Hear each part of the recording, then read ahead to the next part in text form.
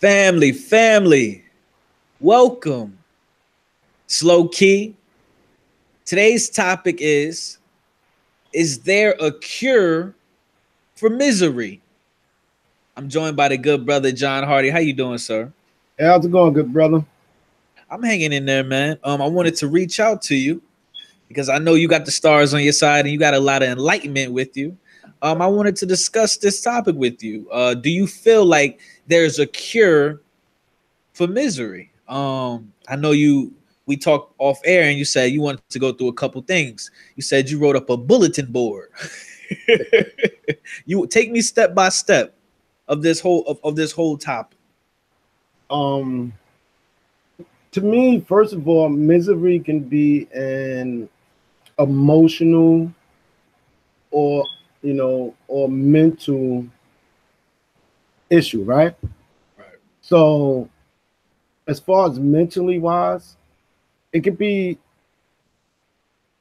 like the ego again. I think I explained that to you before. The ego, certain people won't let go issues with the ego, right? All right.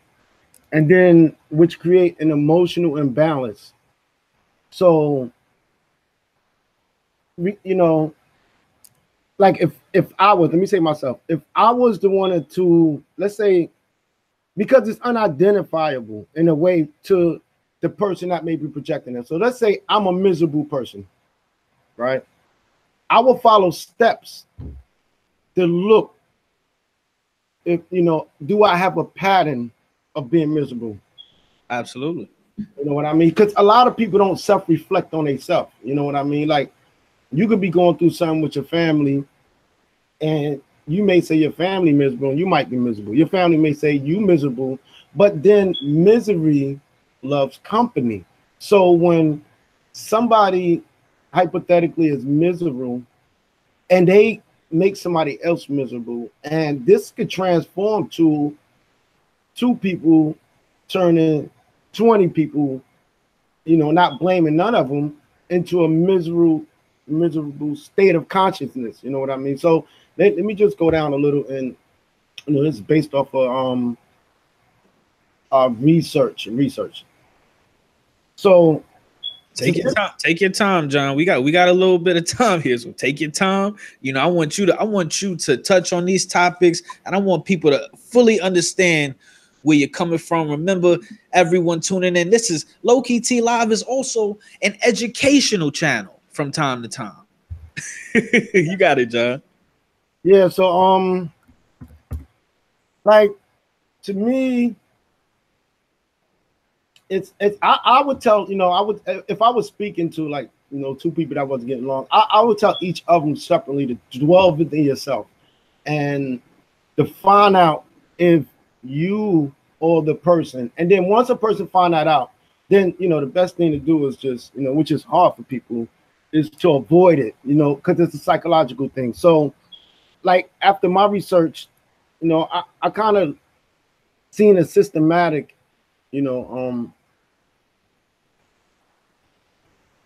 approach to self-discovering if one is miserable or not. So statistics shows that a lot of people, and I don't like the word misery, but I'm gonna use it. A lot of people that's allegedly are miserable,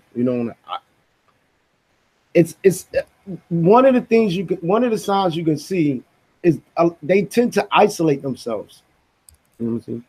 So a lot of people that may be miserable, they're isolated. It's a pattern of them being by themselves. You know what I mean? It's like it could be lack of a support system, lack of friends, and and stuff like that. Or somebody could be isolated. Let's just say somebody's in a relationship. A female's in a relationship, she's being isolated by her man who don't want her to have no friends on the job, or be with their family, jealous of boyfriends. That person is technically miserable, but he's creating misery within her. So isolation plays a big part of being miserable. You know what I mean? A lot of times, it's definitely in relationships, or even outside of relationship. It could be two male friends, and they always got a problem with, him having more friends, they can feel intimidated or stuff like that.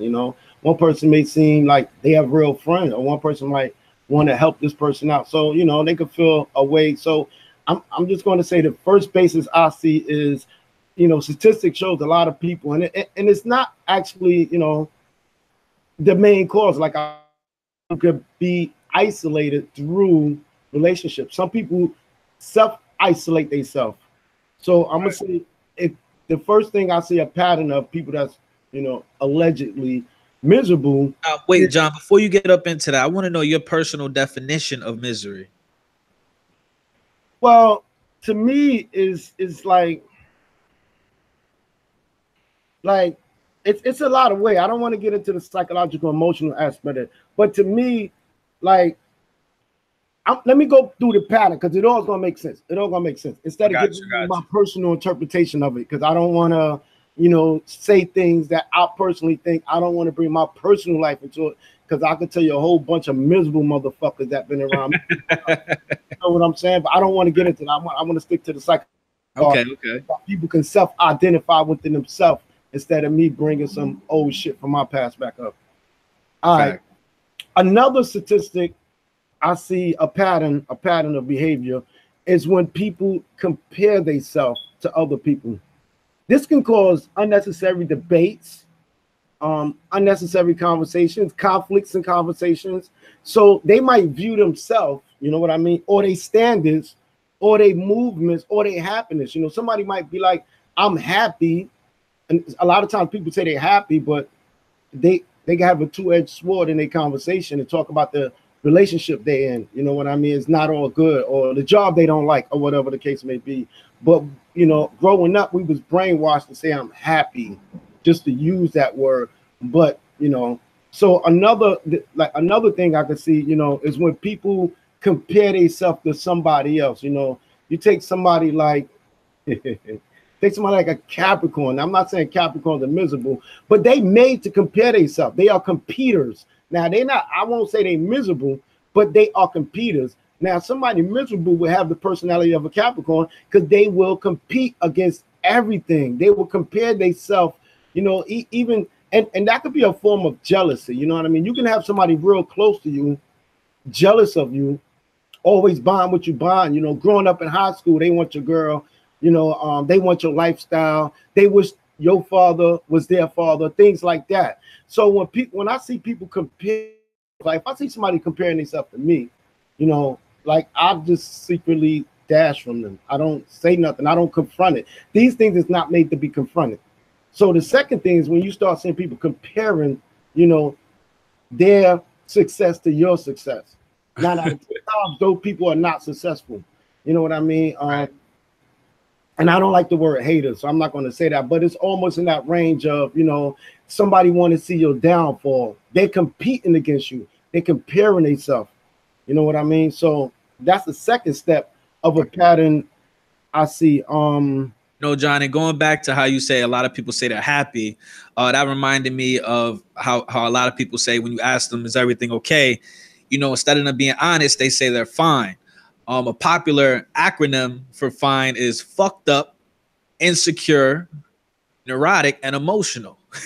Are you familiar with that acronym? Yeah, but I wouldn't put that in the context of miserable. It's close, but I wouldn't put that in. See, like I said, my definition of miserable, if it stems from within with people. You know what I mean? I wouldn't putting that in that context will be in a debatable way of like two people in a relationship or two people working on a job. Now, I went into that zone of two people, who's right or who's wrong. But when you get within self, you know what I mean? When you get in self, if you're sick, go within yourself. You know what I mean? If you're angry, go within yourself. And then misery is like caused by a lot of depressions. That's the psychological issue. Somebody not really, you can take somebody that just simply don't feel, I told one client of mine, I said, don't criticize yourself. Self-criticism can cause that. Don't criticize yourself. Always say you're the best. You know what I mean? Because 9 out of 10 times, the average person won't go and criticize don't like, either out of respect or they don't want no drama or something. But there's a lot of people that be like, they may say I'm ugly, and I'm like, you're not, you're beautiful. You know, they'll say things like, I hate myself, or I don't never do right. That cause a self misery right there. You just gotta, words is power. You just gotta say the opposite. You know what I mean? So one of the good things is self talking to yourself. You know what I mean? If a person identifies it, and being real with oneself. That's a fact. And I want you to get back to going through your points, but I just have one more quick question. I feel like we have victim mentality. Is two types of people in this world. It's people with victim mentalities and it's people with survivor mentalities. Is it possible for a person with a survivor mentality to be miserable? Deep question. That's deep. Yeah. Sometimes I ask some shit, Yeah, that's deep. I want to say yeah, but if you gotta survive, let's just think of somebody with cancer, and they got a survivor mentality. I can't say they not. I can't say they miserable because they champion, regardless the stage they take. They might could take a miserable avenue to get to a happy place, but regardless to the avenue they take. So I think somebody with a champion conquering attitude, it's a role if they're miserable to come out of misery. But I can't see somebody with that attitude, champion. I can't see somebody with that type of attitude unless it's hypocritical, unless it's false, unless it's for a shell to cover things, the reality of what they really feeling. So some people could talk it, but if I see somebody accomplishing nice jobs or doing healthy things for themselves, got a nice friendship, good with their family, and they're accomplishing goals. That's how I see champions. You got goals, you're accomplishing them. Then I can't see those type of individuals being miserable. That's a fact. Now, what were you on number 3 on your bulletin board? Number 3, another sign that one can identify is complaining. Now, most of the time, like I found, like in my life growing up, a lot of people that complain, they don't really get things done for themselves. We're going back to the self issue again. So when people are complaining, as much as they putting in the work or action, or even people that like I'm gonna give you one personal story, right? I was working at a bank one time, and it was this female that was working there, and she kept bragging about having a master's degree, but nobody liked her. Nobody. They literally had to move like 4 or 5 people away from her and put them in another aisle because all she did was complain. So they sat me next to her. Wow. They sat me next to her because they know, like, I can. It's at the wrong person next to her. No, it was perfect. It was perfect because I made her identify certain things. Like I sat with her for like 3 days and listened to her complain. Like, I don't need to be here. I got a master's degree. But John, who was she complaining to? She was talking to herself, or she was complaining to you? This is where I got her to identify she was complaining to herself, because she kind of took it out on everybody. Really, she complaining about her job, and she wasn't doing what everybody was doing. She was complaining more than she was working. But when I told her, I said, listen, you have a master's degree, right? So a master's degree, you should be able to master your communication. And if you don't get along with 10 out of 10 people, then you're not utilizing the skills you got. So technically, you working here, complaining about working here, only shows that you got a piece of paper. When you go back and read some of your courses, and communication is in, you'll learn to get along.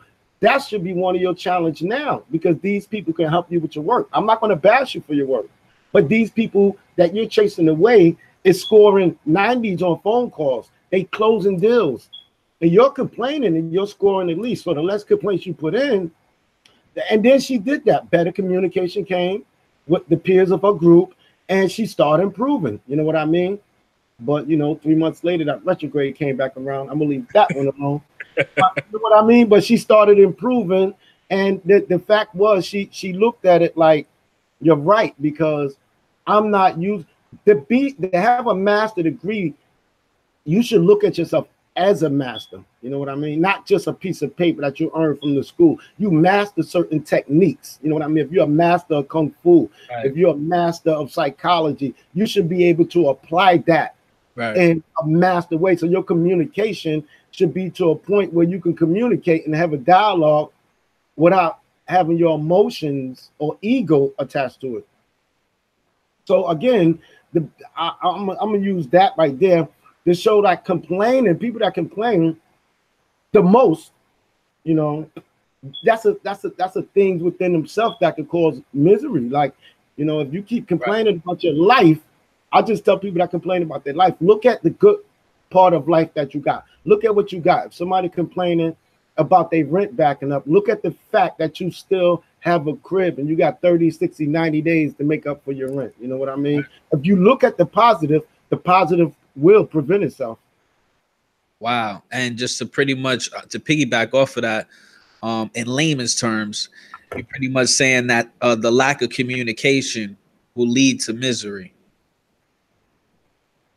Well, not complaining of it, you know what I mean? But you could say the lack of two in a way when it comes to like people isolating themselves, they can isolate the conversation, they can listen more with them.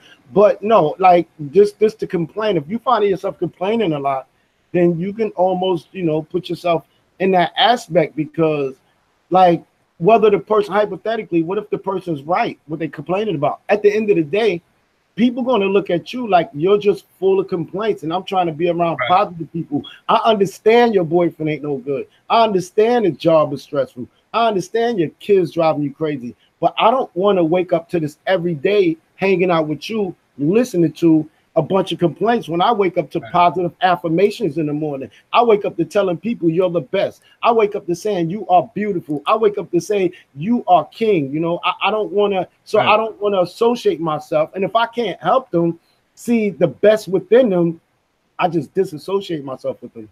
And you know what's so crazy that you brought up complaining, man? The most complaining motherfucker I ever known my whole life was my father. He complained more than any male I've ever known, more than any female I've ever known in my whole life. And from him always complaining about the smallest bullshit, you know what I mean? The most insignificant things. It made me lose. I mean, I really didn't have much respect for him from the jump because he wasn't really there for me. But when he was around, he was complaining, and then just all the respect I had for him went out the window because I guess he didn't have enough self-control, you know what I mean, to just to solve the problem or just shut the fuck up. You know what I'm saying? Right. And that's, to me, like, and the reason why I can speak on that, like for myself, like I'm a problem solver. If I do complain, it's going to be after I solve the problem. But if you solve the problem first, you'll see the complaint is not really worth it. Right.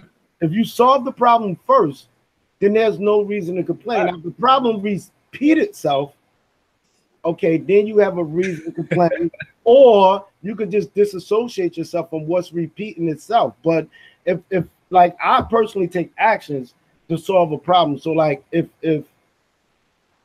I'm with a partner and we doing business, let's say we're in a recording studio and he didn't show up on time to make a beat, I'm gonna jump in and make that beat and then have a conversation with him.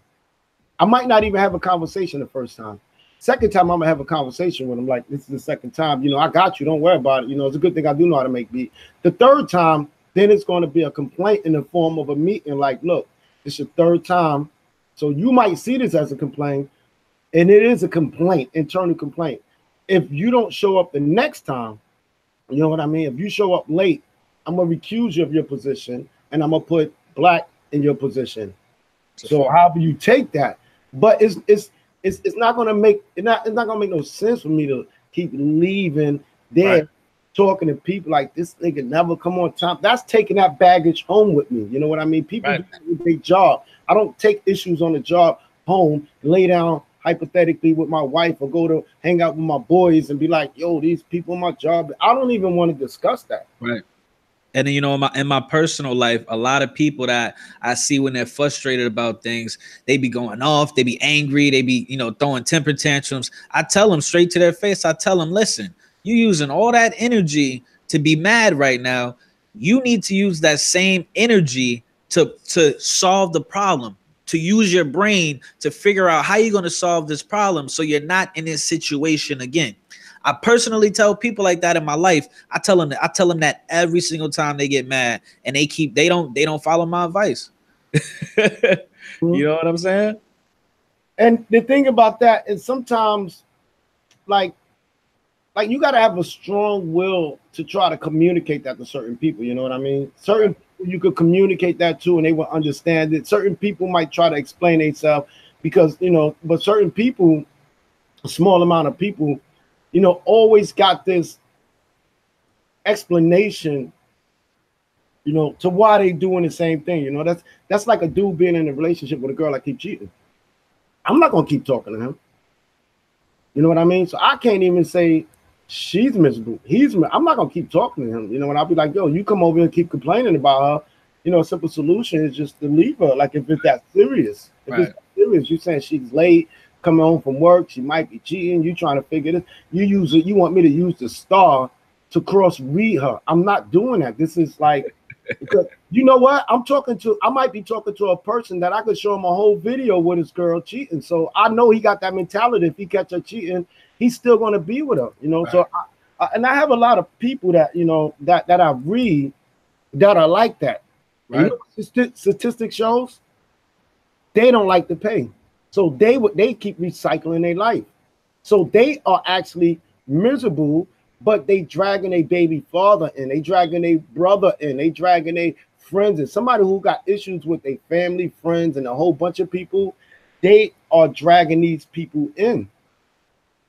Well, you know, John, the simps need love too. Shout out Safari. And I think that's a topic I might talk about on Sunday. Simps need love too. Somebody gotta love these simps out here. Listen, and it seems like a lot of females, you know, gravitate towards them. So fuck it, they winning. No, they losing. They winning. It's L season for them. Everybody need love because we all human. I'm a humanitarian person. So I believe everybody needs love. But why a real nigga can't get no love? Listen. You can't give love to a person like Safari. You know why?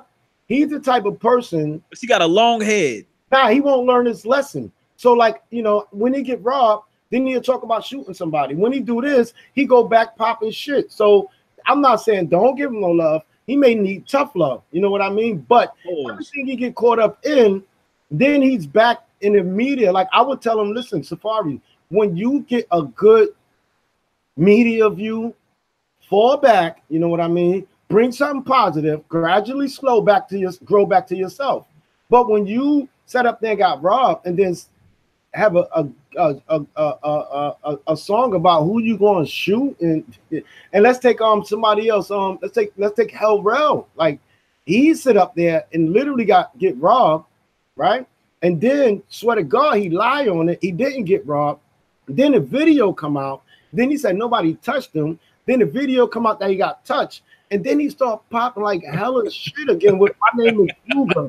Like I can't give him a hug because he can throw me under the bus like that. I could say, listen, good brother, focus on your money, focus on your career, and watch the people you associate with because he's the cause and effect. See, sometimes we could be the cause and effect to our own downfall versus having haters. That's a fact. We could be the cause of it. So if we keep associating with people that's not like-minded and causing these disruption and taking L's on top of it, you know what I mean? Yeah, I can't say, you know, I still love the brother, but I can't say like me personally, if he would have paid me to be his coach, I would refuse because that would mess my reputation up. By the third time he get caught up in something, they're going to think I'm not helping him. He's a person that needs to help himself. Right.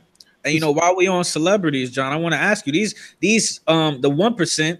I don't know if they're the 1%, but I'll just say these celebrities. As far they have the financial freedom to do whatever they please, opposed to us regular folks.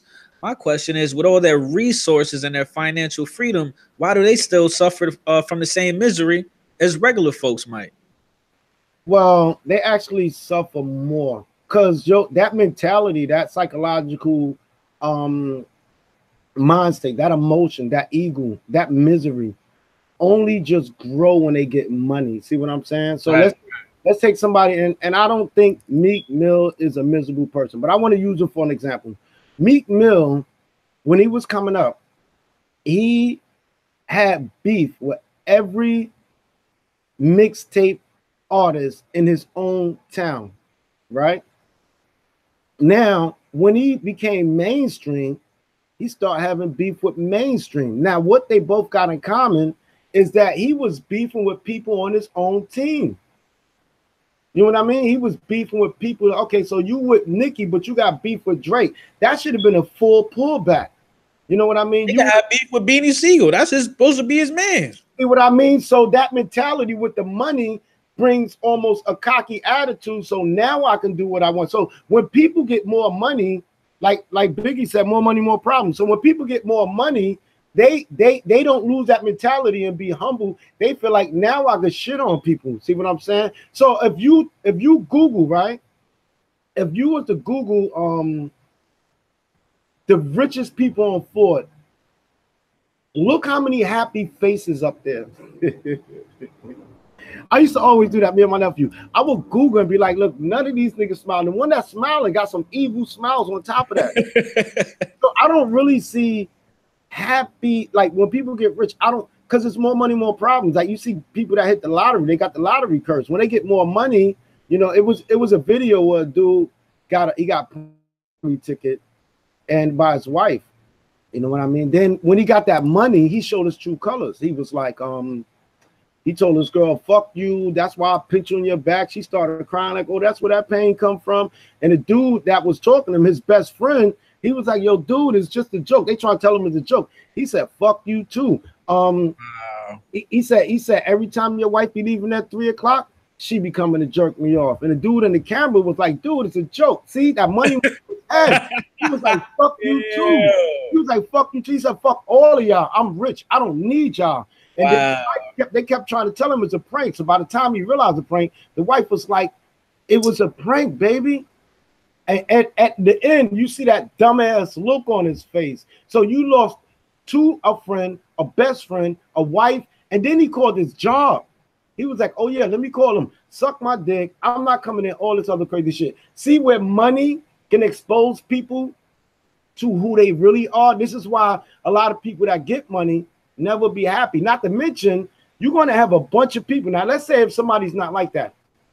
When you get money, you hit the lottery, you got a bunch of people, family you never heard of, a bunch of females that never want to fuck with you. You got a bunch of people that's coming your way for money, for loans, for investments.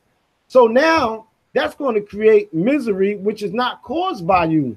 And if when you break them off, they're going to want more. Somebody might extort you. Some of these people that hit the lottery, it was one dude that got killed by his own family. Another one set up this girl. See what I'm saying? Wow. So, you know, I'm going to just give a quick preview on this one. If you hit the lottery, shut up.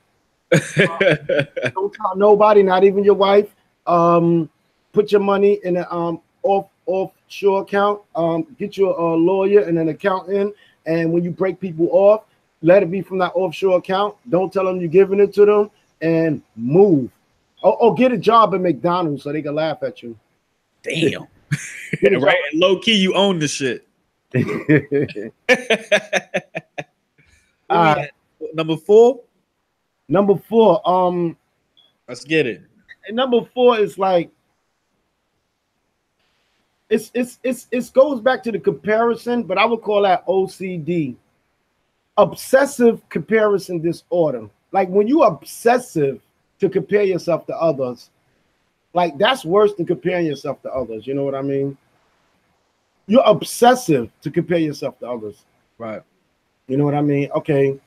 Another one in 5 is when you need somebody to show you how to do things. Because people that's miserable, you know, you can meet somebody to be like, yo, teach me how to open up a YouTube because I ain't never did it before and whatever this and that. And then when you do it, he can be like, you ain't showed me shit. You know what I mean? So it's not, this don't apply to everybody. There's a small majority of people that's, they just wait for people to help them out.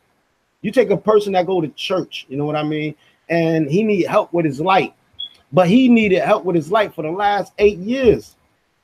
That's a miserable person, because that light money could have went to somebody else who only needed one time, and then you can help more members. But if you keep helping them, it's not help. It's like he's just using the church, to keep paying his light bill over and over. So he's not doing nothing for himself. So sometimes miserable people always want somebody to do something for them. They're always waiting for a handout. They always waiting for somebody to help them out. They never focus on themselves. Right. I always tell people, if you focus on yourself and the issues you got less time to focus on everybody else. My job is to help people. You know what I mean? When I come out of that thing, the average person can't even talk to me, because I got a list of goals that never stop, that makes me focus on myself. I take my life and put it in a practical manner. If I don't have nothing to do, I will make a list. Laundry. If my house is clean, I'm cleaning the fan, the baseboard. If I made enough money, then I'm thinking of ways of upgrading that money. You know what I mean? If I got a job, I'm always preparing for a better job. You know what I mean? If I got clients, I'm trying to add more on. So at the end of the day, when you do things for yourself versus always expecting somebody to do something for you, that's another form of misery.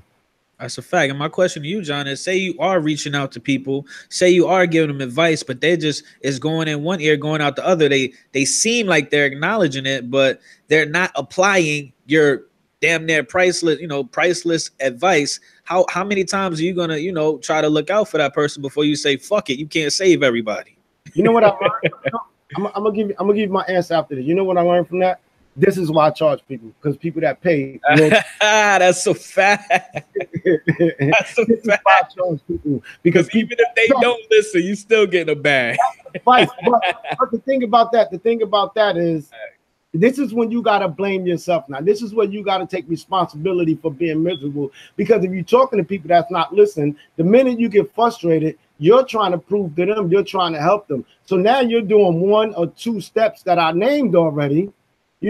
Trying to help people that's not listening, so you can be making yourself miserable because they don't listen. So why waste your time, keep going back and forth with them, trying to get credit for helping somebody who's not taking your advice? So obviously you're not helping them. What don't help actually hurts. So you can create misery in them, because they probably either have their own form of misery, or they might just simply disagree with you. So when you give advice, again, you're looking outside of yourself instead of saying, look, I gave them advice one time. Now I'm going to go back to focusing on myself.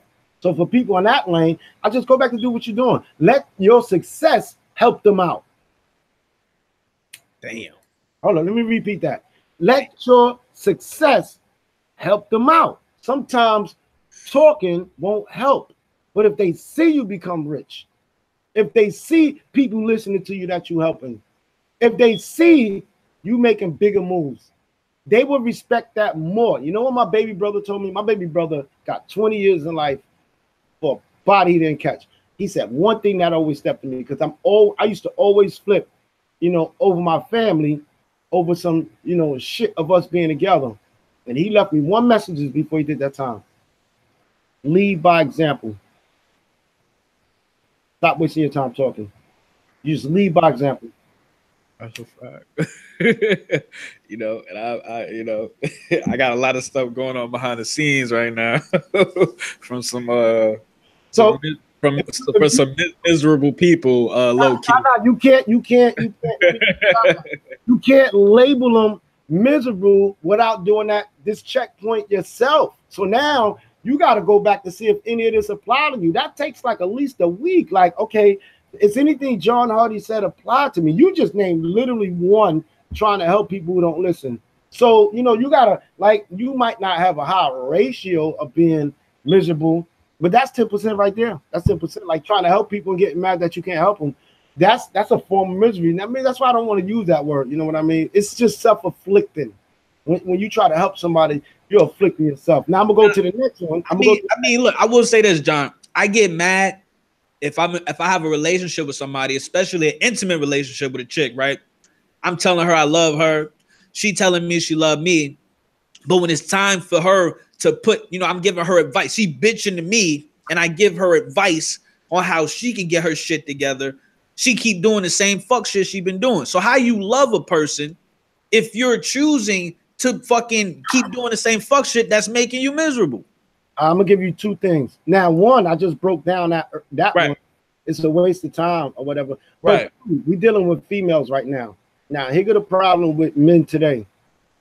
Females don't give a fuck about what you're saying. They just want you to listen.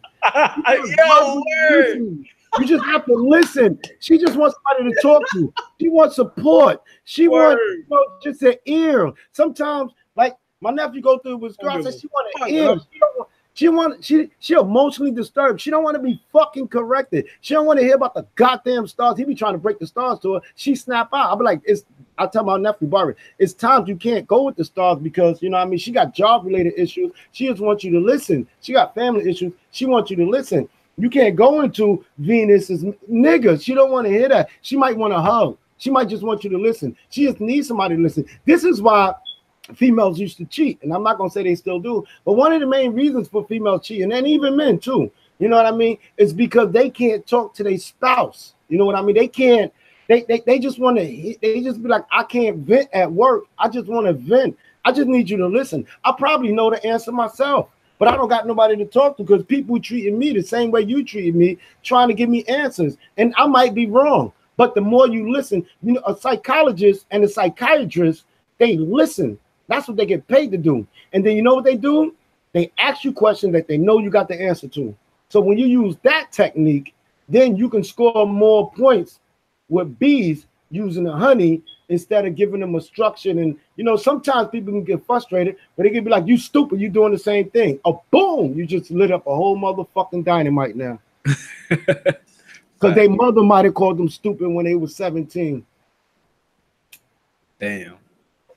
So I would say listen more, talk less, and then ask some questions instead of. It's like you telling me to listen more, talk less. But if I'm in a situation where I'm smarter, I have more wisdom, and I'm more intelligent than another person that don't want to listen to wisdom and intelligence, then I don't.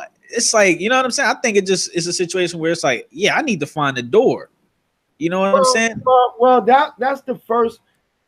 You know what I mean? If you feel like that, and I respect that, but that's the first aspect I broke down. Like, why keep taking yourself in circles with somebody who keep going in circles? You know what I mean? But the second aspect, you know, on a technique level, because you might run into a boss like that, is to listen more and just ask some questions. Even me and you had that conversation off the air where I might read somebody and tell them how they are offended for whatever reason. You know what I mean? But if I ask them, and that's the advice you gave me, I'm throwing it back at you. If I ask them, you're a Capricorn, do you like fancy food? Versus, I know you like fancy food. Take your own advice, good brother. Why you turning up on me, John? Why you barking at me, John? What we at, number 5? Yeah, I think 5 or 6. Let's get it. Now I had to get you with that one because you know you gave me that same advice, and that applied to me, and I humbly took it because. Wait, hold on, you took my advice? Yeah, when I read my raggedy ass. Yo, you wanted like, yo, you got so much charisma with you, you don't even know it. Like, I don't even want to get into how you get caught up in your coonery, but like, again, some of these things, I just know 1, minimum 2 that you can use to enhance like your YouTube personality, because you really a commentator. You made to be a commentator, and you be having a lot of positive aspects. You be having a lot of new content. You know what I mean? And you normally think before you talk, so which is good. I try. I'm popping. I'm popping, John. Respectfully, but I'm popping now. Of course, but you can't let other people's opinions influence. Like, you can't say things like, and I wasn't going to say this, but you can't say things, I'm smarter than somebody. That can offend somebody. The person you're talking about hypothetically might hear that, but like, see, that's his problem. His ass think he's the truth hurts, John. Yeah, but sometimes you gotta take the pain. You But got to embrace the pain. As a commentator, you got to learn. Like if you having a media outlet, whatever, as a commentator, like if you telling that person to the side, that's one thing. But if hypothetically you speaking with the president, or you speaking with a rapper, or you speaking with in the political area, or you even speaking with people that subscribe to you, that's a no-no in the media world. Behind the scene, you could tell them that. In the media world, no. Well, John, you know where respectfully comes from. I'm a Taurus. I'm blunt. It's in my DNA to bypass the fuck shit, to bypass the spoon feeding, and get down to, you know what I'm saying, the meat and the potatoes. What's really happening? What's going on? And how can we solve this problem? So it's not in my DNA to go easy on niggas. So that's why I'll come out and say, you know, I'll jump straight to the point, and then I'll throw it respectfully in there, because I don't know what else. You know, I don't want people to get upset with me. You know what I'm saying? Before I go on to the next one, right? I'm gonna just say this. I used to be like that until you you gave me that jewel. Because I'm so blunt. You know what I mean? When you said just ask people, you know, you can't be straight blunt with them. You gotta swallow that medicine. Yeah, but that's different though. I'm just a nigga on YouTube. You big time. You know what I'm saying? I'm not even on YouTube. I'm not on YouTube. But I learned, you know what I learned? I learned to give it to people who want it like that, versus so I would test the water and don't give it to them until somebody be like, you can be blunt with me, let me know. Be like, all right, so you stupid for being with this nigga. That's what I want to hear. Some people don't want to hear that. Some people would be like, well, you know, I have to articulate that to them in a more professional way, or a more delicate way. I have to spoon. Certain people ain't made to get, and that's coming from you again. Certain people need to be spoon-fed. Certain people need it blunt. Certain people want it blunt. So you got to be able to practice that in the world of communication, because you're a Taurus. The body part of a Taurus is the throat, communication. Yes, so sir. You master your communication, yes, not to offend anybody as a YouTube commentator. Something to think about. Some of that. I'm gonna go on to the next one. The next one is, I'm like a hookah lounge. I want all the smoke. You got it, John. So the next one is a lot of like people that's considered to be a miserable. To me, statistics shows they become comfortable with being crappy. They're comfortable with it. You know what I mean? They run that back, John. Run that back. A lot of people, statistics shows, allegedly miserable, are comfortable crappy.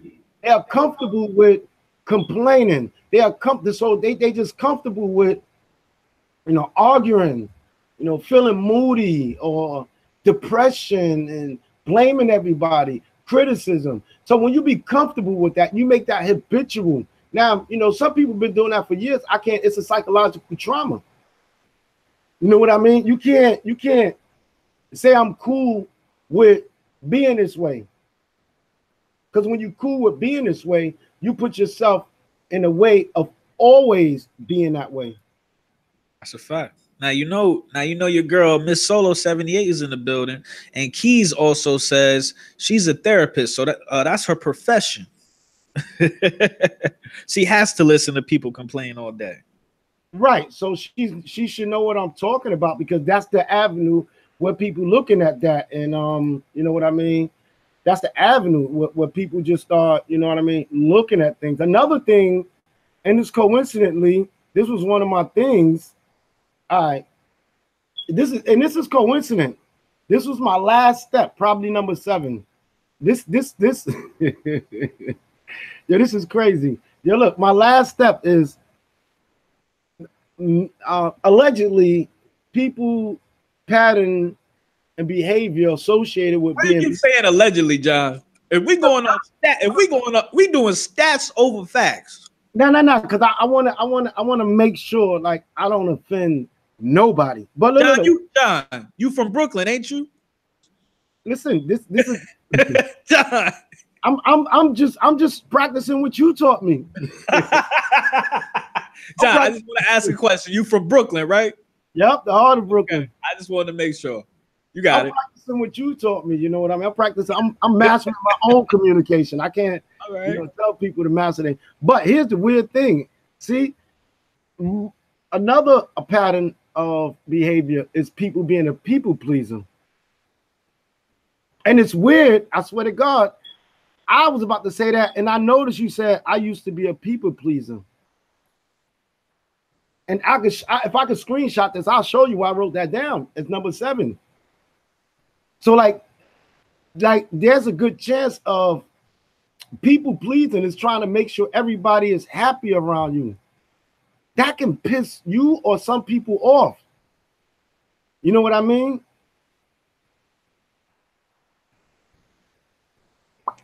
I mean, shit, man. That's deep. I try to be respectful, but I don't go out of my way to please people. You know what I mean? You said you used to be a people pleaser. Oh, me? Yeah, who wrote that in there? I heard that. Miss Solo said that. Oh, okay, my bad. I thought you wrote that, but that was weird. I just brought that up. The next one is like people. Another one could be, and that's why I say allegedly, because I don't want to Miss Solo anybody. But she said she used to be a people pleaser. But the thing about it is that was another trait of people trying to help people and get frustrated because they could become people pleaser. And when people don't listen to them, they get upset. And then they keep doing it over and over. A lot of people like that don't know how to leave well enough alone. I'm not going to try to help somebody who keep, going to jail. I'm not going to try to help somebody who keep breaking up in relationships and going back. I'm not going to try to keep helping somebody every time they get their check, they spending it. See what I'm saying? Every time you get your check, you're spending it. So when it comes to that, it's just more or less like, that's my last step for that. And, as far as, I think I gave like 7 good bulletins, on things that I may even go back and listen to this video and see if it apply to me. That's why I'm being careful. That's why I'm being careful how I speak. Because some of these might still apply to me. Now, we're going to get into the cure for misery. I'm excited to hear this myself. But John, I want to ask you, are you currently or have you ever been miserable? And why? Yes, I can say yes. And everybody's been miserable. Like, relationship that I shouldn't have been in. And that caused misery. She was cheating, and I kind of told myself I accepted it. I don't really care, which I really didn't. But it was bringing more problems that I didn't care about it instead of addressing it. You know what I mean? So we can all like identify a time where we was caught up in a miserable state versus being miserable. You know what I mean? Some people could look back at how much money they used to always spend. They woke up out of that and they started saving it. So yeah, I could use that one example. My girl was cheating, but I really didn't care. Like, what really pissed me off the most is that she had niggas calling the house and all this crazy shit. So, she had guys calling the house, and I'm getting phone calls left and right from people in the neighborhood. And, I used to be like, why y'all snitching on her? I'd be like, babe, they snitching on you. Ew. They on you. Like, we used to joke about it, but it'd be to a point where it was like, look, I don't know what you're doing out there. And I'm not going to accuse you because, I'm not worried about that. But listen, you're bringing issues home. You're bringing issues home now. It ain't gonna be long before a dude come knocking on the door, and I'm gonna catch you.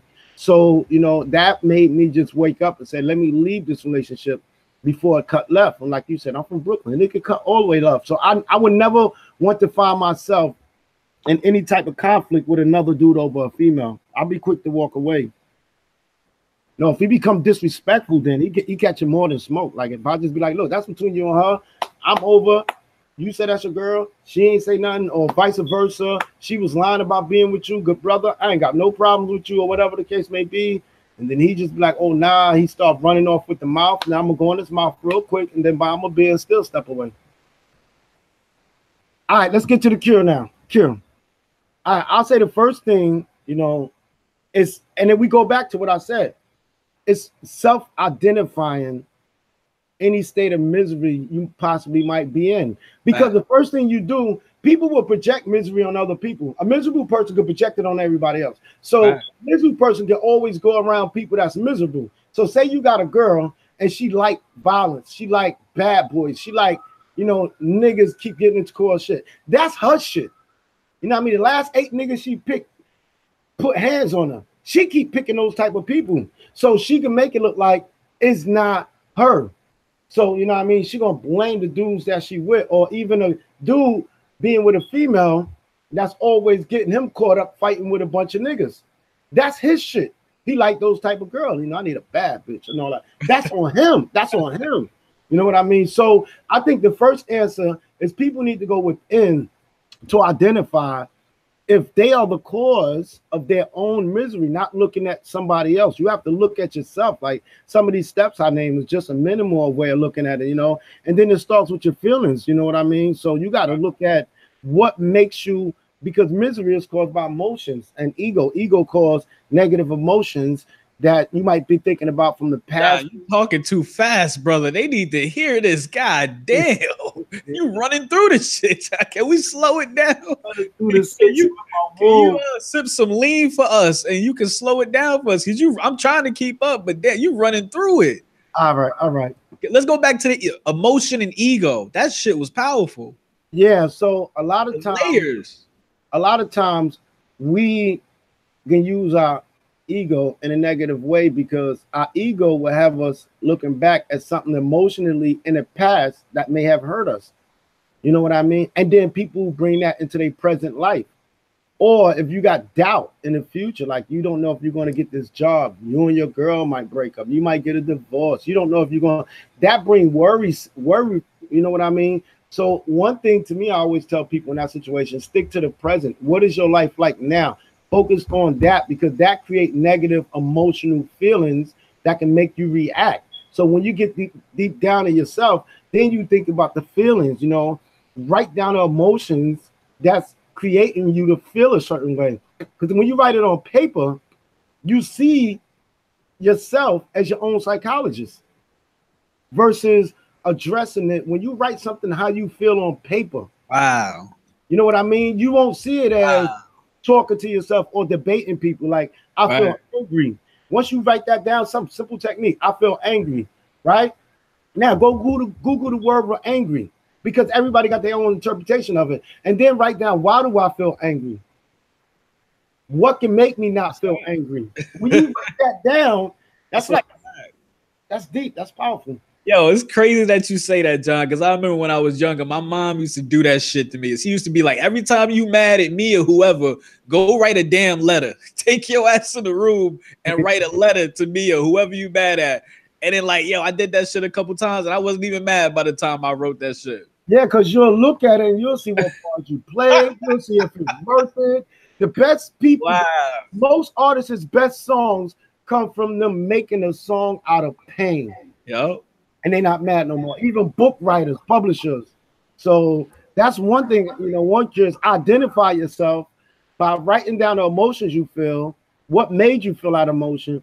Then you'll start looking at it like, which one the biggest one? If you write 5 of them down, which one is the biggest emotion that have an impact on you? Once you get to the second one, you're going to be like you said, I ain't even mad no more. Now, hold on. Hold on, we got Miss Solo in the chat. She said, like a pig and shit. Just comfortable. And Keys the winner shouting you out. She says, hey, I'm about to use this in one of her sessions. So I think you might be on to something, Mr. Hardy. I think you might be popping shit. You got my blessings, Keys to win. Shout out Miss Low, Miss Solo. I love that. Like a pig. Might be popping shit on a Thursday morning. All right, the second one. Now we delve deep within yourself. I broke down the thing about the ego. Now you have to release your ego that's creating that negative emotional or mental state of mind. You know what I mean? Again, now these emotions cause fears or objects, you know, or you know. So you want to get definitely after you write down the emotions, you got it. When you get to the why, that's going to make you look into the fear. Like I fear not getting this job. I fear my girl cheating on me. I fear when you get into the fears, because to me, I believe there's only 2 emotions in this world. Now watch this. There's love, right? And there's fear. That's a fact. Love creates happiness, peace, serenity, fun, joy, etc., etc. Fear creates depression, sadness, loneliness, misery, anger, frustration. So when you attack the fear part, you attack the emotions. And if you change the fear, like when you write down that, you'll see an avenue for love out of that, you know. So somebody might not love themselves. They realize I don't love myself as I think I do. You know John, what I mean? tell them when the book coming out real quick. Just real quick. Throw a plug in there for the book. Coming soon. Salt and Water for the Soul is going to be on my site. There's a few videos I made back in January. I don't want to make nothing new yet because I got like so much content that's going to come back to back. But you can catch me on Astro Space Enlightenment. I'm gonna pull it up right now for him. Yeah, on YouTube. Right now for him. Astro Enlightenment YouTube. I also might put some videos on my other page, which is John R. Hardy. But Astro Enlightenment, that's when you'll know the release of my book, and there will be content like on overload. That's a fact. So once again, I'm showing you guys on the screen right now. This is John Hardy's page. This is John Hardy in the flesh. Astro Enlightenment on YouTube. He has a couple videos up there, but his videos are so damn impactful. You know what I'm saying? That's all you need right now to hold you. I would definitely, you know, advise people go visit the one. They all kind of deep. But if quick guide to manifesting your 2018 visions, especially it's still 2018 now as we speak. We're going into the prime of manifesting what people have been working on since the beginning of this year. That's why we've been going through this bumpy ride for the next 2 weeks. It's going to be a little more bumpier, and then everybody should be somewhat in the clear, manifesting their things. So a lot of frustrations, angers, family issues, money issue, car issue, job related, going to start disappearing. By October, I probably won't be able to talk to nobody because they're going to be like, I don't need your help. God got me. See you in November. Now, John, I didn't mean to interrupt you, but were you done wrapping up the second stage of curing misery? Yeah, it goes back to releasing your ego. Once you look at, you know, what make you feel a certain way, that's the first one, identifying how you feel. The second one is letting go of the ego that's causing you to feel that certain way, and that usually comes in the form of fear. You know, it could be a negative aspect of love where people over loving themselves, but I wouldn't say that. I would just say, you know, something fearful within you that's causing your emotions to be upset, angry, depressing, or stuff like that. So once you get that emotion, then you just challenge the fear within those emotions. So number one on how to cure misery was going within. Go identify how you feel, identify the emotions, identify, you know, the feelings. The second one is attacking the ego to release the possible fear that's causing the emotions. That's a fact. And now my last question to you is, John. Hold on, I got one more. I got two more. The third one is creating a positive space for yourself. Even it could be a daily routine, avoiding type conversations, you know, even just waking up in the morning, looking in the mirror, telling yourself you love yourself. You know, I love you. You know, I wake up in the morning, I love you. Or positive affirmations is good too, because how you wake up in the morning can drive your day. You know what I mean? So if you got possible obstacles coming in the afternoon or the nighttime, that morning will help you deal with it. So when you wake up in the morning, that's the best time to have a positive attitude. If you feel frustrated when you're in the morning, get back in bed, get out the other side. Just do something. You got out the wrong side of the bed. That's all.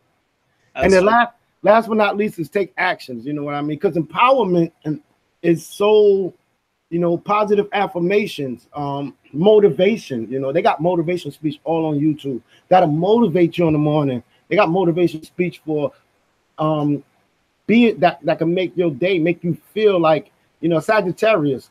Hang around a Sagittarius. That make a broke person feel rich. And being around people that's positive, this is the actions you need to take. If you find yourself in a cup of people that's complaining, pull yourself out of it, start linking up with people positive. If you find yourself around 9 broke friends, you're going to be the 10th one. You know, I seen groups of females like I've known personally I've known females like where I used to work, right? It used to be like a group. It'd be 3 or 4 chicks at the job, right? And like 3 of the chicks were cool. They were nice, down to earth chicks. But the leader, she was kind of like a bitch, right? She was always talking shit. She always had that, you know, resting bitch face. She always had a problem, or she was always complaining about something.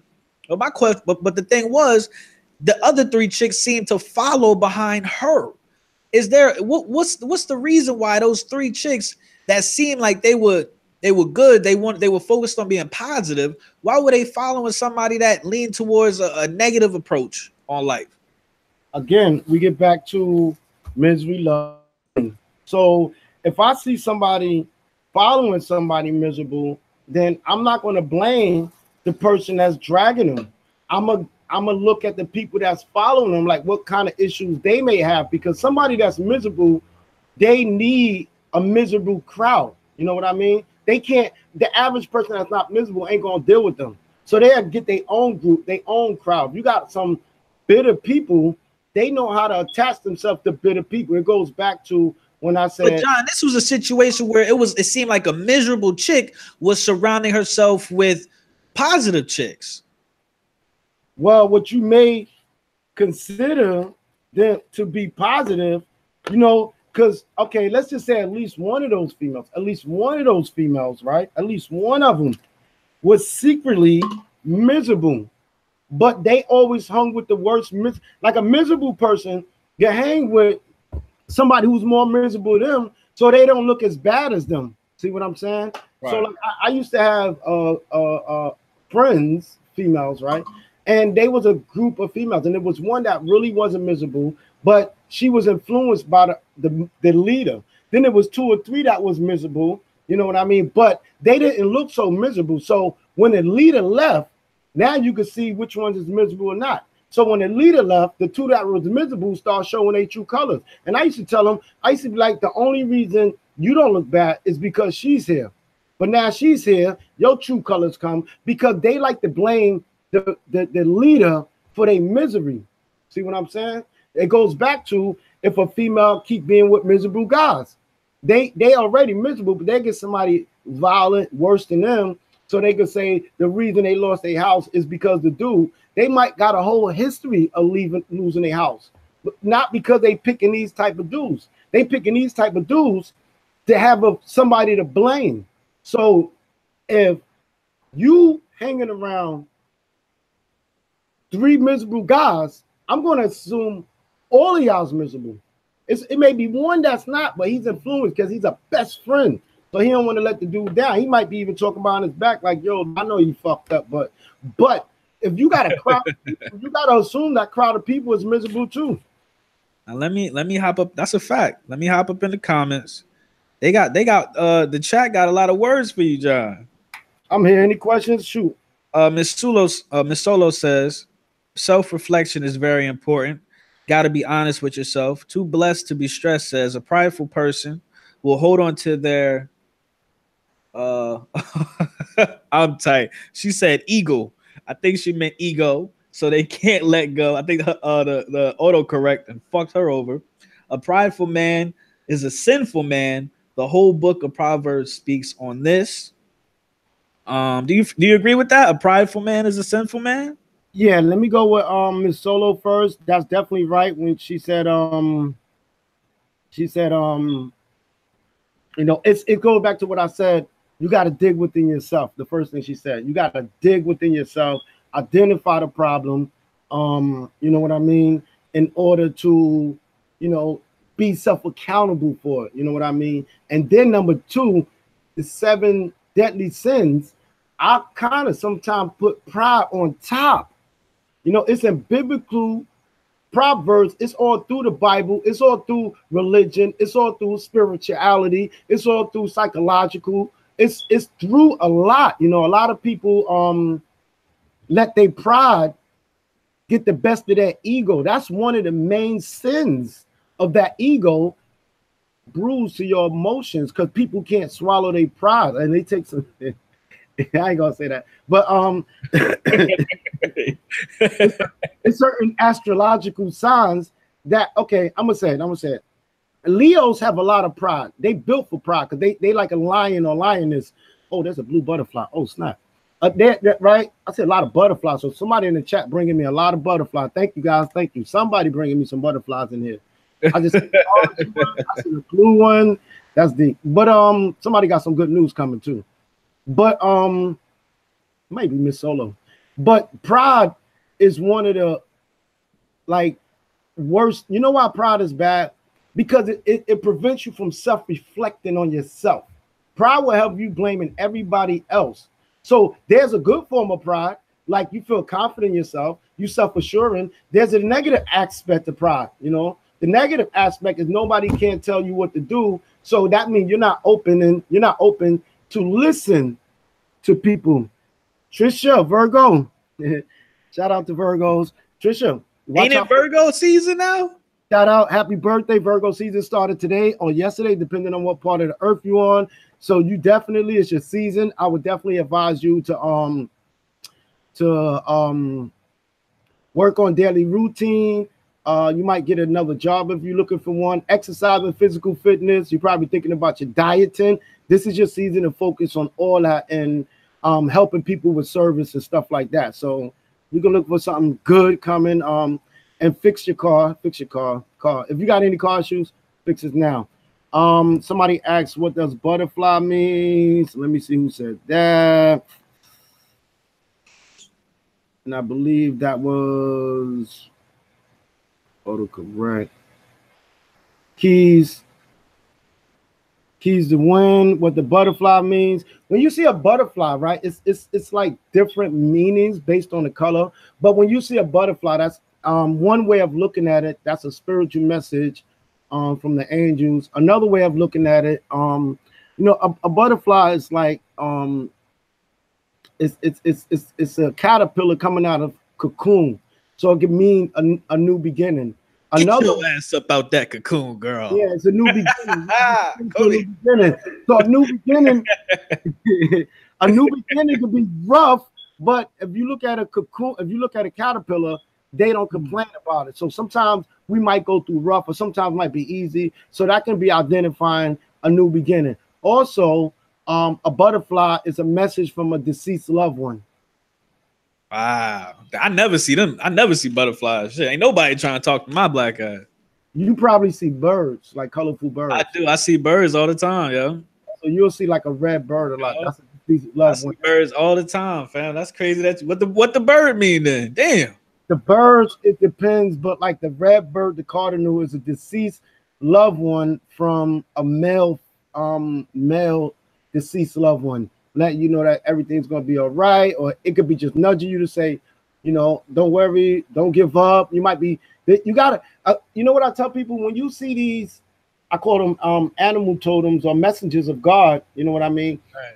Just try to think about what you was thinking about at the time. You know what I mean? So if you see a red bird or a blue bird, or like I seen a green bird, but you know, you color birds with different meanings, but they all at the most that I like, they are messages from our ancestors. You know what I mean? You might see some people see dragonflies over their car. That's another message. Dude, you know? All I see is dragonfly. I was in the car on driving somewhere yesterday at a red light. I had like 2 dragonflies trying to get in my damn car, John. Right. If you notice when you see the dragonflies, right? If you notice when you see the dragonflies, you always see it over your car out of 32 cars in the parking lot. Yeah, nigga. Nigga, them shits is big as hell. God, I swear to God, that's how the parking lot is set up. Like it's like a big ass parking lot, right? And there's like 50 cars out there, and I'm trying to figure out why the fuck is this big ass fly on steroids trying to bite me? You know what I'm saying, in the face and shit. Right. And then somebody's let me see. Why There's Wow. a hummingbird that fly. Trisha, hummingbirds are like beautiful symbols, but it's like it depends on the pattern too.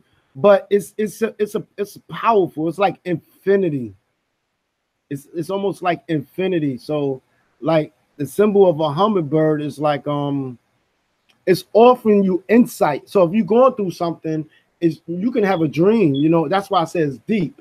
It's not just like saying everything's gonna be all right. It's offering you guidance, insight within yourself. You know, if you're going through something, it's going to show you how to do it. You might see more signs and symbols outside of that. You know what I mean? When you see a hummingbird, that's the answers for you lies within yourself. So it's like it's energetic energy. It's a reminder how to grow your own energy. You know, and when it show up, when it show up, you know, it's a time to take a look at your own energy. And coincidentally, I just said you need to focus on your energy, daily routine, physical fitness. You know, this is a good time to study something or get a better job. This is all within you. Dieting, look at your diet. And you know, this is a good time for you. And to me, that's self energy. So that hummingbird, and then when you look at a hummingbird, it also means beauty too. You know what I mean? Because the hummingbird, it hums. It's like the birds that sing. You know, it's singing for you in a way. You know what I mean? It's singing for you. It's telling you be happy no matter what you're going through. Got that? That's some real shit, man. And I think the chat really appreciates that you're interacting with them. You know what I mean? It's a lot of epiphanies going on in the chat right now, sir. Yes, sir. Yes, sir. I mean, I love seeing animals. Like if I see a roach, people will look at that like I'll flush it, I won't kill it. But even seeing a roach is a sign that if you're going through something, be resilient because roaches are Yeah, they said if the world blew up, roaches be the only shit left, right? even God could send a roach your way to tell you hang on, be strong, be resilient. You can get through this, you know what I mean? And then you got ladybugs. That's the lady of luck. That's the ladybugs of luck, you know what I mean? So every animal can have a message, you know what I mean? Even a roach keys to win, even a roach. Hashtag roach gang. Don't be stepping on that motherfucker. Oh, Trisha, I respect that.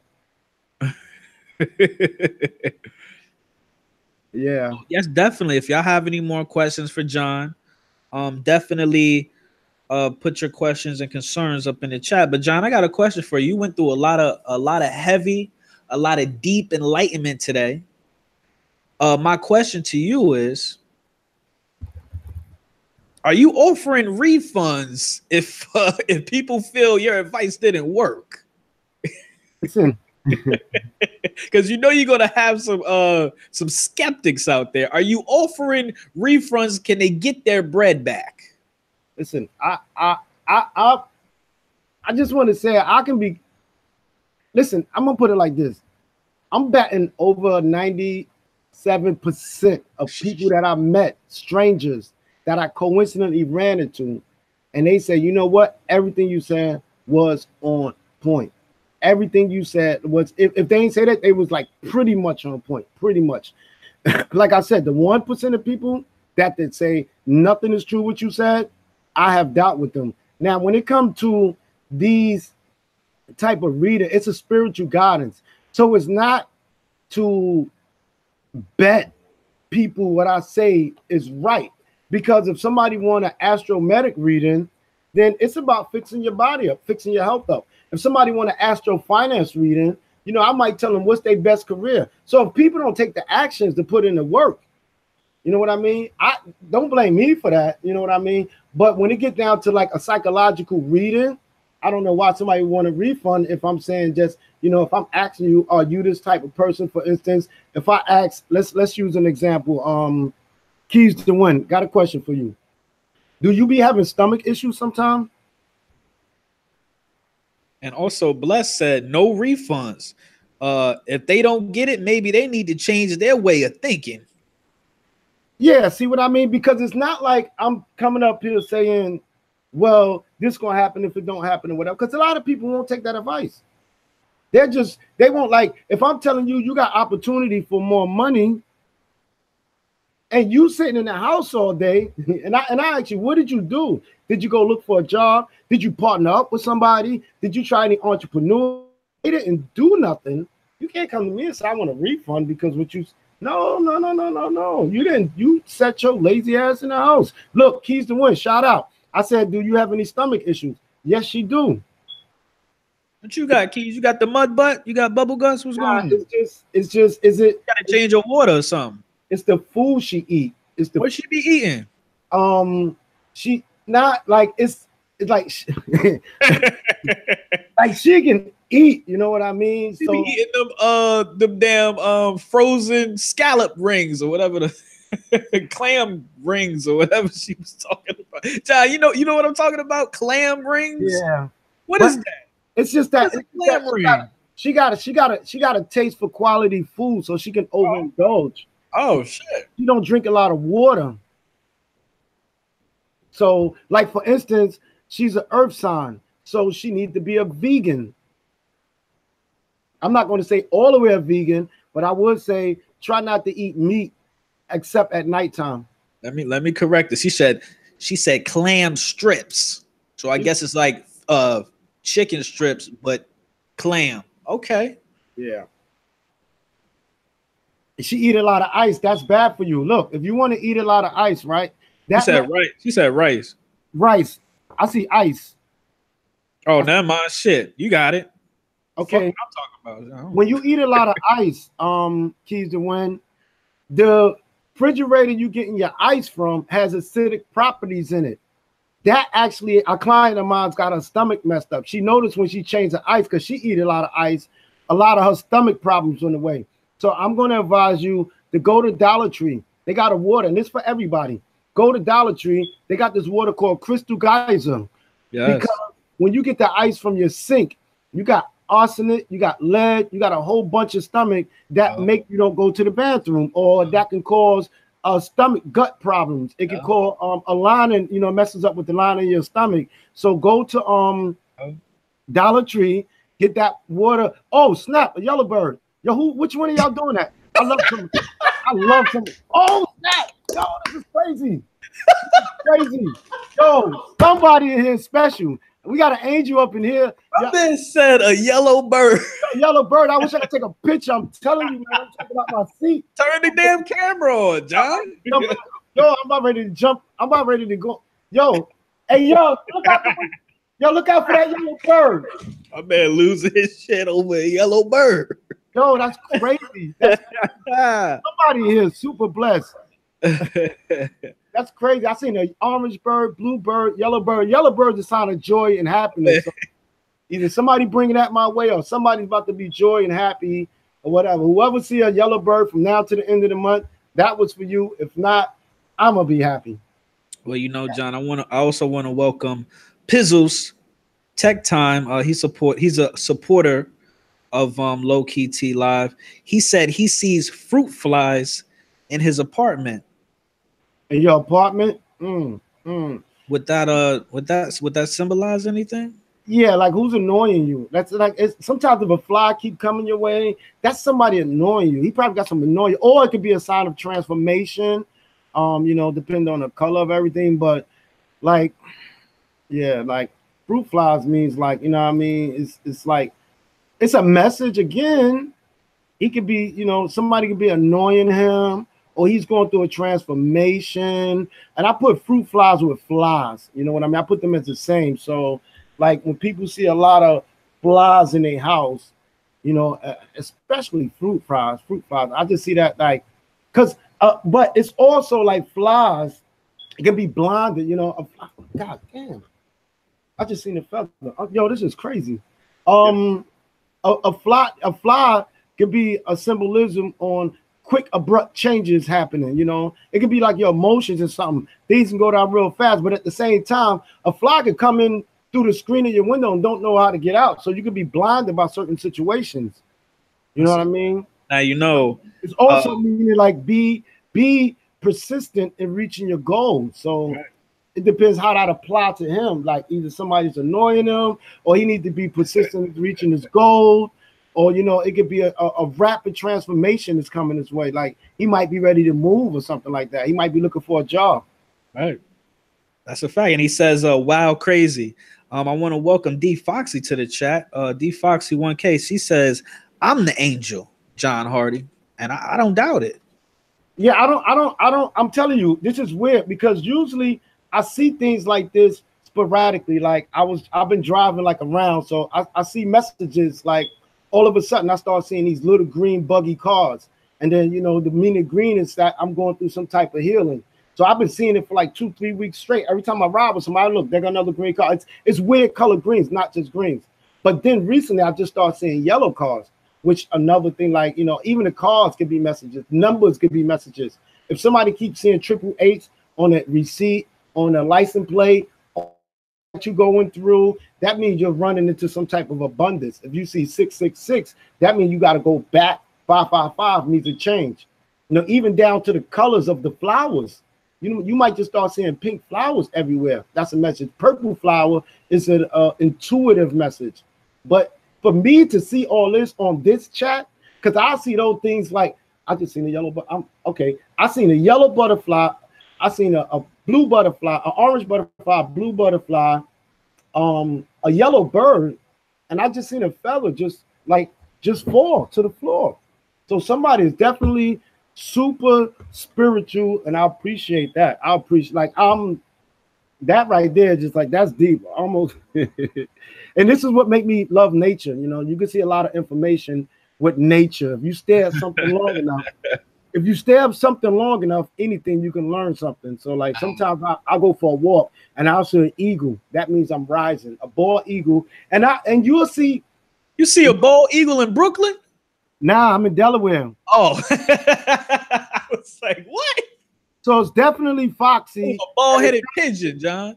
Foxy, that 333 is mean you got about the highest ascendants. Like you got 144 angels, then you got the higher archangels, then you got the ascendants. So that means you're going through a transformation in 3 different places. That means your mind, body, and soul going through a transformation. Watch, you're going to start seeing the number 222 and 111 means that things that another spiritual aspect is that whatever you pray for, the angels are around you making it happen. So the more you get closer to 111, that means it's manifesting. So you probably were seeing numbers bigger than that before, like 555 or 55. I mean, you're going through a change. Definitely D Foxy 1000. That 333 is so powerful. That's the master ascenders. Like that's like equivalent to Jesus being around you with the 12 angels at the same time. Well, damn. That's crazy. Yeah, but that's also in numerology. It can mean that, make sure you look at don't neglect one without the other. You know what I mean? Your mind, body, and soul. You know what I mean? Focus on all 3 aspects. But the deeper spiritual aspect is when you see that number, that means the angels are nearby. You know what I mean? Ready to help you. So I would definitely pray every night, give thanks to the angels, and ask them to show you more meanings to that number and what you should do when you see that number. Now I can't tell you what to do because everybody's situation is different. So I'll give you one quick story. When I was in a hotel, I started seeing 777 first. I thought that meant money. That meant to focus more on my spirituality. I was in a hotel for 6 months, trying to learn myself in the spiritual aspect. So then it got down to 555, and I was going through a lot of changes at that time. And when I seen 444, that means my prayer's been answered. 333 mean that they on their way. 222 mean they right there making the changes. 111 means manifestation. It's going down. You might start seeing 111 everywhere on license plates, numbers, houses, anywhere. You know what I mean? So 333 that's one of and 777 is one of the most powerful spiritual numbers you can see. Now, that's some deep ass shit, John. And you know that's why I look at you like my big bro, man. Always hit you up for everything, man. I don't know how you didn't start charging me yet, but hopefully when I get my money right, I can hold you down. But while D Foxy 1K is here, hopefully she's still here. I want to reach out to you, Queen. I apologize. I think a couple videos ago, I said that I made a bad joke. I said that D Foxy and Haitian were flirting or something like that. I apologize. You know, look, we all human. You know, even though I'm a real nigga, I had a fuck nigga moment, and I apologize. I was on some fuck shit. But I do want to shout out all the kings and queens in the chat. It feels good to see everybody up in here right now because I've been going through a lot with YouTube. So it's good to see everybody's getting my notifications, and it's good to see John is able to, you know, answer some of your questions and share some of his enlightenment. Pizzle's Tech Time. I'm not sure if you answered this already, John, but Pizzle's Tech Time says I keep getting 10 dislikes on all my videos at the same time, and also Trisha Renee says she keeps seeing the numbers 911. Well, now, okay, let me start with is that me? Am I echoing? Nope, you good. Okay, there we go. So he said he's getting 10 dislikes. He said he getting 10 dislikes on every damn video at the same time. Yeah, so that's personal issues he have with somebody on one of his video. All he got to do is go back to the video where he's, because I'm almost sure he wasn't getting dislikes at first.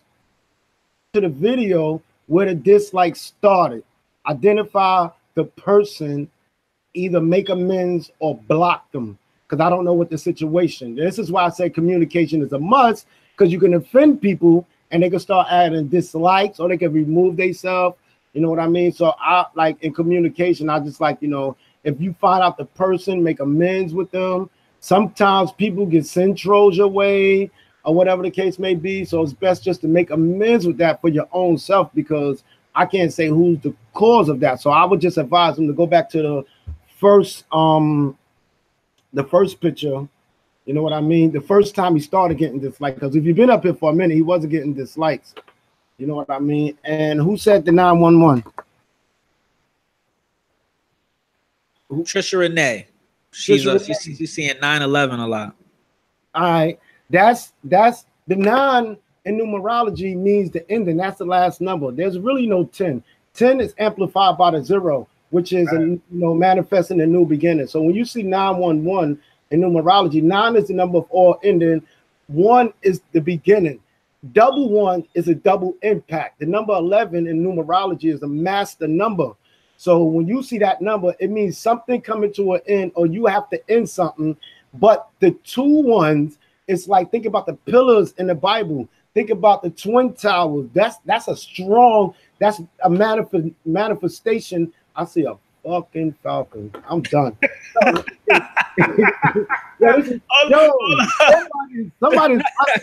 Somebody's blessing me, man. I'm gonna hold on. Look. Miss Solo said, if one more person come in this chat, John might end up seeing a giraffe running down the street. Y'all just seen the falcon. The falcon means that I'm about to soar. Okay, listen. But 911, the numerology aspect of that, and he's flying around too. Yo, this is cool. Put some respect on John Hardy. He in his spiritual bag right now. Salute. All right, so the numerology, the number 9 means the end, and the number 1 means the new beginning. You double that with a number 11. If you take this number to 2018, John, slow it down, baby. Slow it down. Okay, if you take the number 2018 and add those numbers up, it's an 11. So we're in an 11 year of transformation and new beginnings.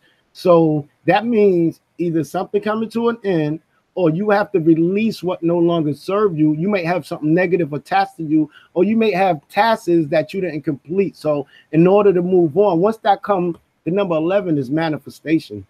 So that means something is coming to an end, or you have to end something in order to, cause that tells me you got, you got something that you've been working on. You know what I mean? You got something that you've been working on, whether it's a new job, moving, new car, something new you've been working on, but there's have to get rid of something that's old. I'm not going to say toxic because it's only 1 9. If it was 3 9s, so it's just something that you may have to complete, something that's old. So and as an angel number, the message from the angel is like it encourages you to pursue your life purpose, soul mission. You know, it's a leadership, you know, live positive. You know what I mean? It's telling you that new doors, that number 11 always signifies new doors are opening up for you, because of your positive attitude and your intentions. Now, So, John, listen to this. Miss Solo 78 says there's a story behind the number 420. It's actually Hitler's birthday. And then Trisha Renee says her birthday is on 9/11.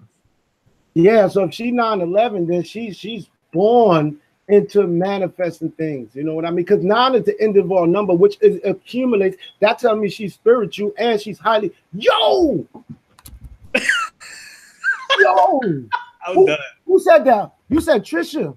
Trisha's birthday is on 9/11. She keeps saying 9/11. I just seen 5 birds fly by my window. I don't know what color they was, but it was. So if I could record this, man, if I could record this,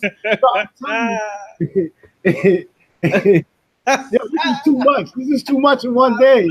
Hold on, wait. Holy Spirit, holy angels, can you please just hold this off so I can finish this? Because they sending message. Like, I gotta write this down, man. This is too many. This is too many. As soon as this energy leave, you ain't gonna see shit.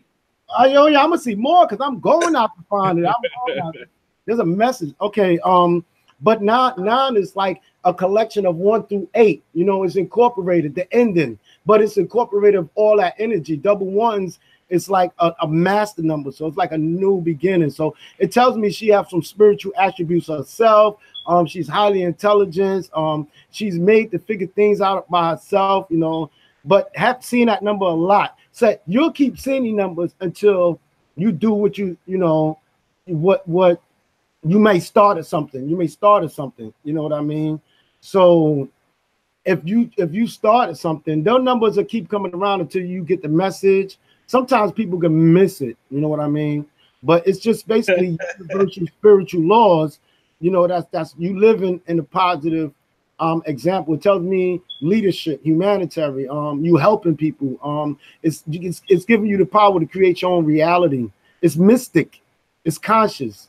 You know what I mean? So it tells me that she's super conscious, and to me, conscious is more of a watery substance because the moon holds the water. So that's more of a conscious thing. Water is conscious, but the conscious is spirit. See how they all connect?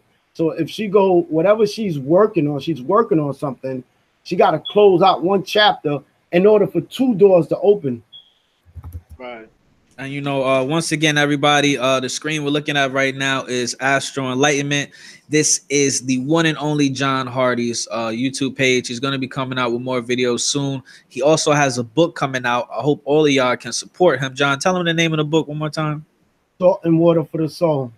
So in that book, I break down that the true essence of real salt and the true essence of real water and how it's connected to the soul, because salt actually derived from the word of water, soul, and in the Bible, the breath is actually water. So, you know, our body is made of 30% of water, 70% salt, just like the ocean, just like the earth, just like the universe.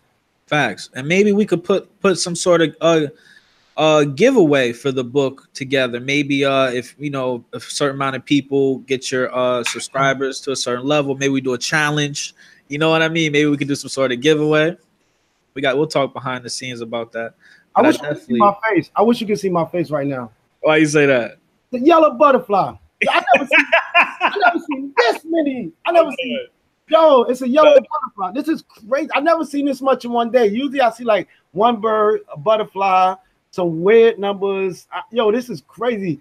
I've never mind. I can go back and listen to this because I got to remember this. Like, this is deep. This is deep.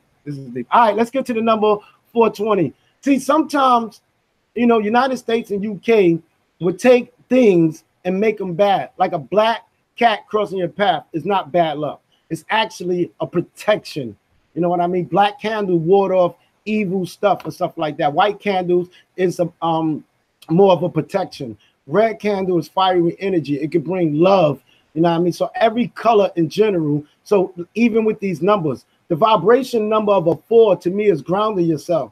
2 is partnership. 0 is a new beginning. So if somebody's seeing, if you put that into concept in numerology, the number 420 means that this person needs to ground themselves, and you know they got something going on with a partnership in order to be a new beginning. So it's like, say if it was 1, I would say you need to ground yourself, become more independent, or create what you're working on for your new beginning. But with the number 2, it signifies a partnership. You know what I mean? So they need to ground themselves, and then you see the number 2. It's like it's also a sign that you're at the right place at the right time. So whatever they doing the right thing at the right time. They probably would a partnership collabing on something. You know what I mean? And that's actually the numerology trait in there. But when you get into the vibration, it's a message that opening your mind and your heart to new possibilities and opportunities. You know what I mean? This person got a clear connection in the spiritual world as well.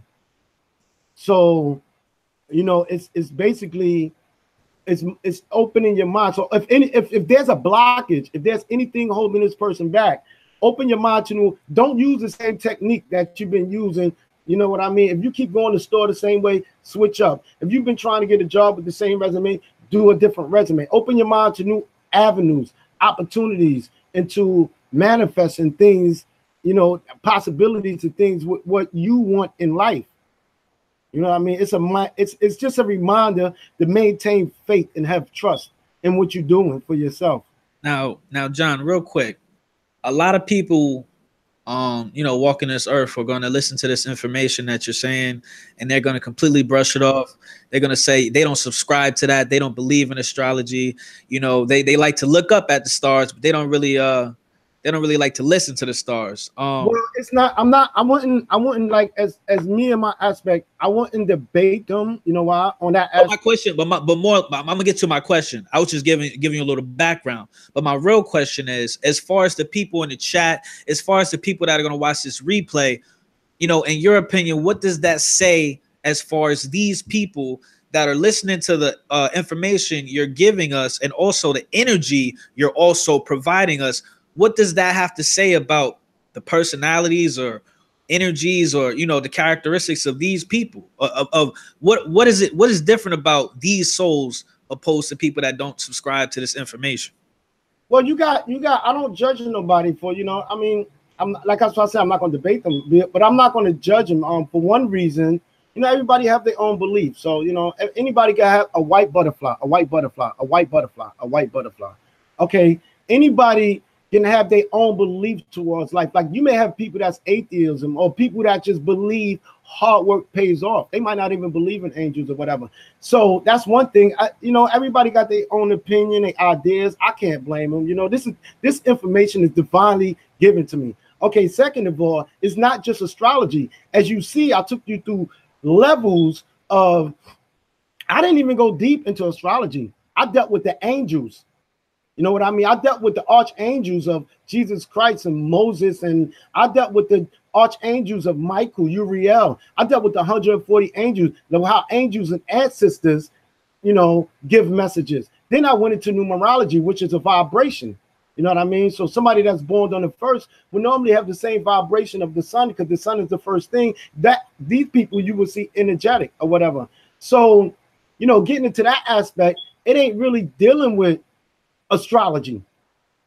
This is metaphysics. This is spiritual guidance.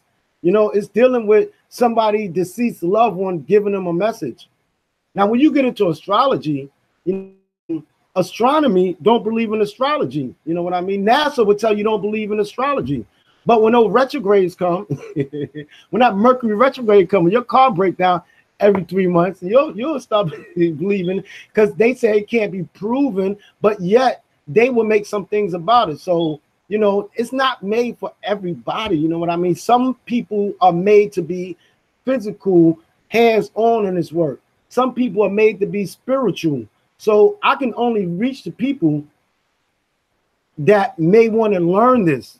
So For people that want to contradict this hypothetically, let's take the Christians with the Bible. They can go to Psalms 33, chapter 6.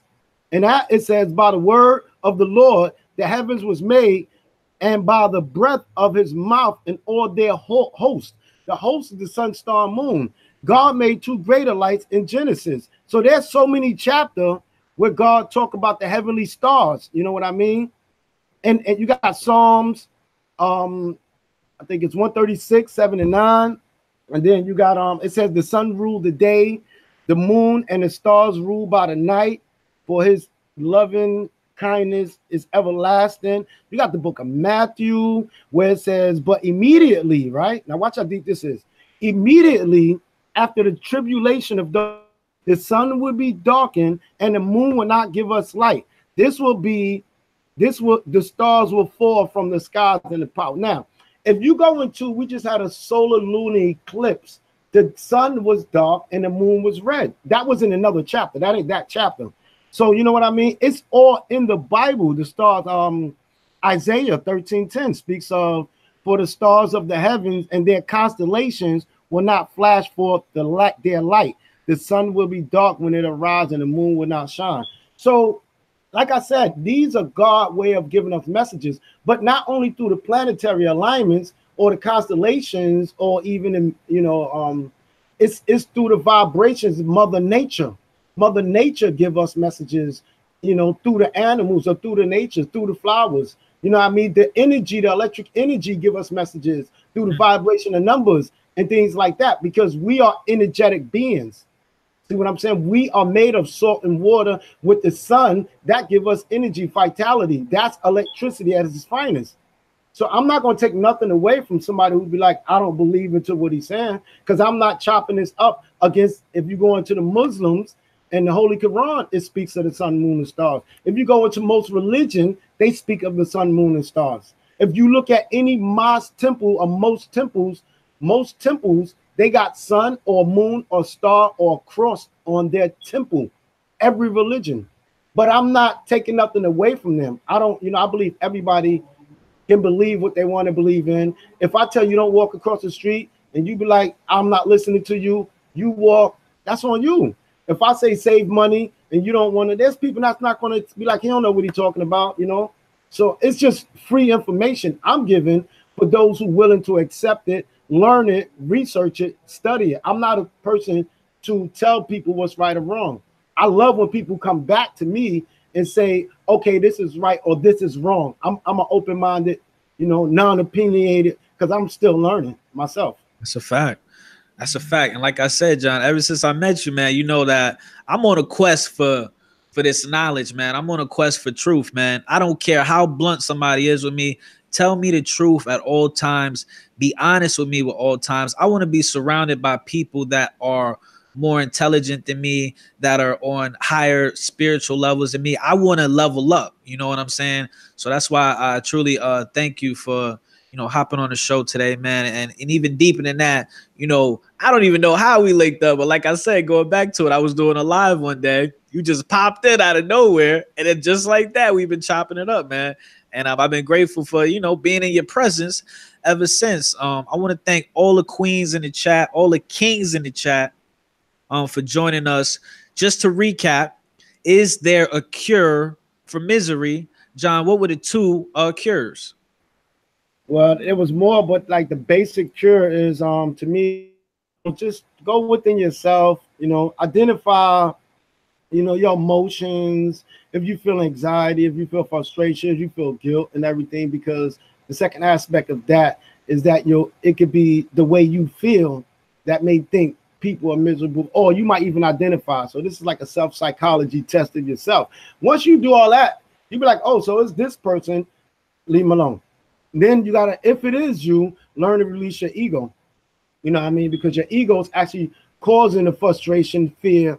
And the ego open up the door for fear, which could cause guilt, frustration, anxiety, sadness, depression, and all that. You know what I mean? And then after that, Just start putting yourself in a more positive space, hanging with more positive people, listening to more positive music, watching more positive stuff on YouTube, on TV, speaking. Here get the action part. Speaking more positive to yourself and to others, and reframing, from getting caught into unnecessary negative conversation, because love overrides fear. Fear creates hate. Love creates happiness and joy.